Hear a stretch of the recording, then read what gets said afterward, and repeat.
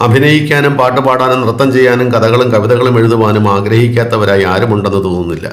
കഴിവുകൾ ഒരുപാടുണ്ടായിട്ടും ആഗ്രഹിക്കുന്ന കലാരംഗത്ത് എത്തിപ്പെടാൻ കഴിയാതെ നിരാശരായി പിൻവാങ്ങുന്നവരും നിരവധിയാണ്. എന്നാൽ നിങ്ങൾ മനസ്സിലാക്കേണ്ട ഒരു പ്രധാന കാര്യമുണ്ട്. ഏതെങ്കിലും ഒരു കലയിൽ നിങ്ങൾക്ക് പ്രാവീണ്യമുണ്ടെങ്കിൽ പരിശ്രമം മാത്രം പോരാ, ഭാഗ്യം കൂടി വേണമെന്ന കാര്യം. എല്ലാ കലാരൂപങ്ങളും ദൈവീകമായി സൃഷ്ടിക്കപ്പെട്ടതാണ്. നടരാജനായി ശിവനും സംഗീത സാഹിത്യ ദേവതയായി സരസ്വതിയും വിഘ്നങ്ങൾ തീർക്കുവാനായി ഗണപതിയും കലയിലൂടെ സർവ്വൈശ്വര്യങ്ങളും ഭാഗ്യവും തരാനായി ലക്ഷ്മി ദേവിയും ഒരുമിച്ച് അനുഗ്രഹിച്ചാൽ തീർച്ചയായും കഴിവും ഭാഗ്യവും കൊണ്ട് നിങ്ങൾക്കും കലാരംഗത്ത് ഉയരുവാനും പ്രശസ്തരാകുവാനും സാധിക്കും.